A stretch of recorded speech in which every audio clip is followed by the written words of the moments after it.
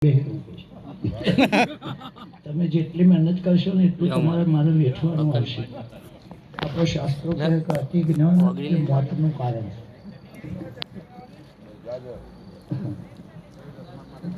બોલો જય બોલો તે સદગુરુ મહારાજનો જય. તો ગુરુ વાક્યનો સાર સમજતો સતમત દર્શે આત્માનું પિછાણ થતો અવિદ્યા ટળશે. વેદ રૂપી એક વૃક્ષ બન્યું શાખાએ છે વાણી ઉગ્યું યવની મોહે દેહ તેને લેવ તાણી. નામ રૂપી છે બીજ ગુણે વધ્યો વસ્તારો ઉપજે હરખ ને શોક મન માયાનો ચારો.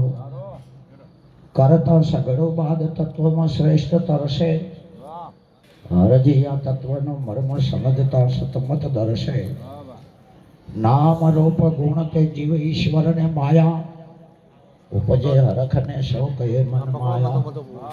મન જાણે તે મુક્ત આવાગમન થી છૂટ્યો દિલમાં દર્શ્યો આપ કપટનો કિલ્લો તૂટ્યો.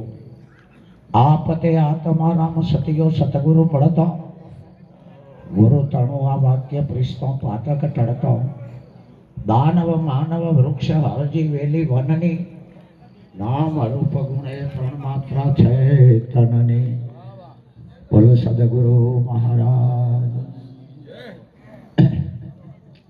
સમય પણ થઈ ગયો છે એટલે તમારા બધાનું નામ ના લો તો તમે મોની લેજો બરાબર. હું એવું નહીં તો થાય કરી લેજો કારણ કે સ્વભાવ બદલવો બહુ મુશ્કેલ છે. હમણાં હું મારો તાજો દાખલો ઇતિહાસમાં નહીં લખેલો. એક જગ્યાએ મને પંચાયતમાં બોલાયો. મેં કીધું આ મારો વિષય નહીં એટલે કે તમારે તમે બેહી રહેજો ને ખાલી તમને ફારસી તો ફેર પડશે. 2-3 કલાક બેઠા પણ મેળ ના પડ્યો. સમ કે મહારાજ મેળ ના પડે. કીધું બધાય પંચાયત પાછા છે. હા ભણનાર કોઈ સહજ નહીં કીધા બધા આવડા પંચાયત. હવે કંટાળો આવે કે ના આવે વાતનો નિર્ણય તો નહીં આવે. જ્યાં જેનું નથી પારખું તો ના કરશો કોઈ વાત. જ્યાં જેનું પારખું નહીં જેને તમને જે ઓળખતું નહીં ત્યાં શ્વાસ નાક તપૈયા છુવાઈ જશે.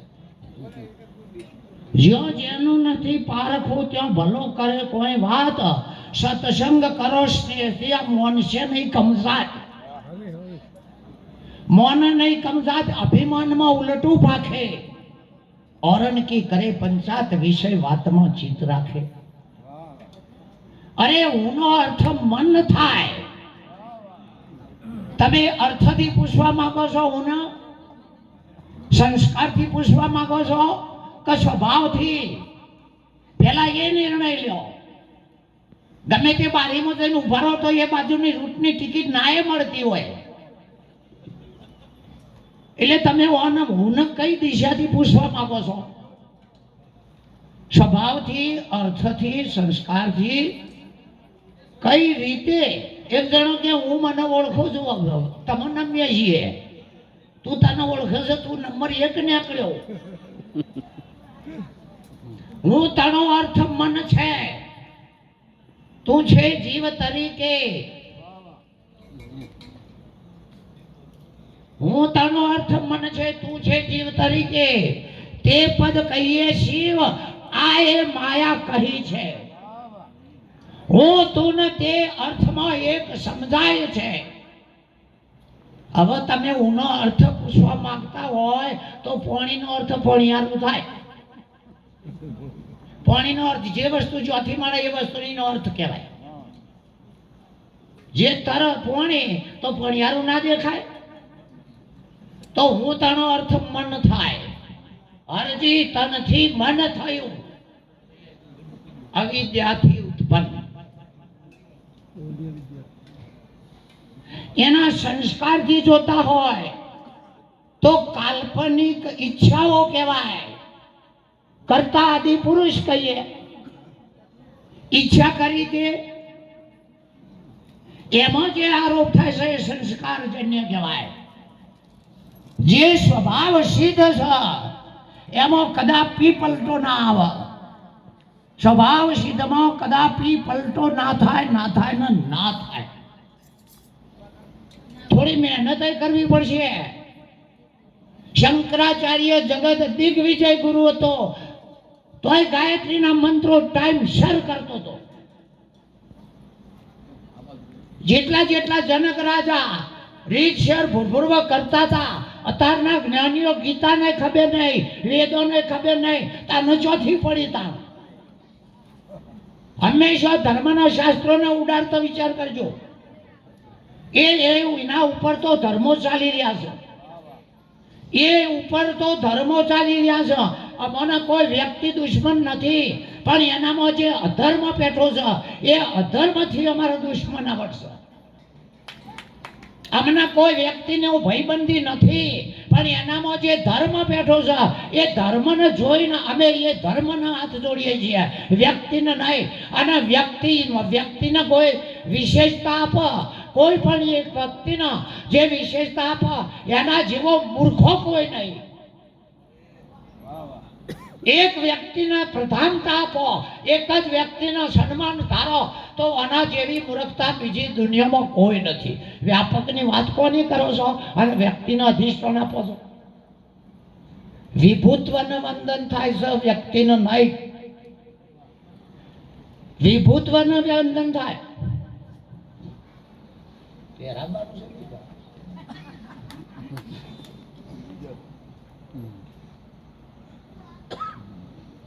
ભૂલી નતા એમ કે હું ગુરુમાં નામ તો લીધું ને, એટલે તમે ગુરુ તરીકે માની લેજો.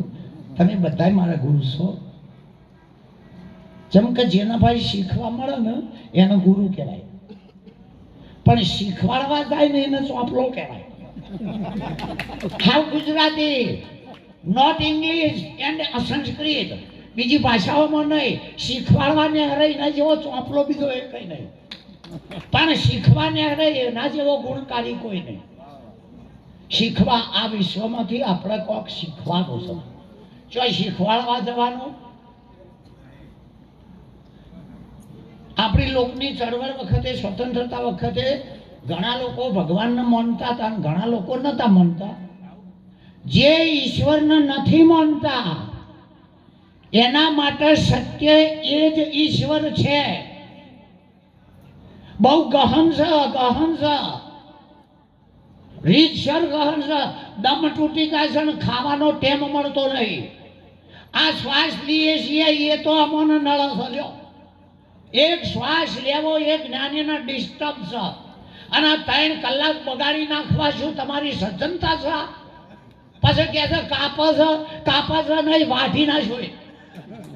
કાપે છે અમને કોઈની પડી નહીં, અમારા ટાઈમની ને સંતોની પડી છે. અમારે જો લેવા દેવા હોય તો ટાઈમ અને સંત, બાકી બિન મિથ્યા ટાઈમ. આ તો કોઈ મેળાવડો છે કે ડાયરો છે? હકીકતમાં આ શું છે વાસ્તવમાં? પછી કે મારી કાપે છે તો તમે તમારું ધાર્યું કરો છો.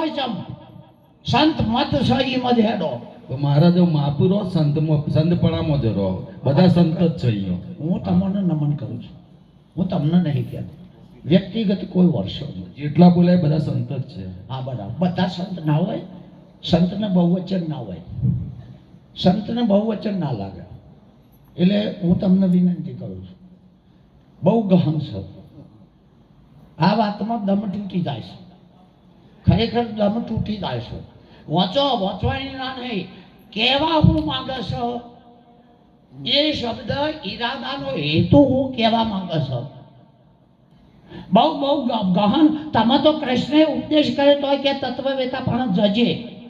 બોધ કર્યો છતાંય કીધું છે તત્વવેતા પાસે જજે, નહીતર ચોક ને ચોક ભૂલ કરી બેસે નો.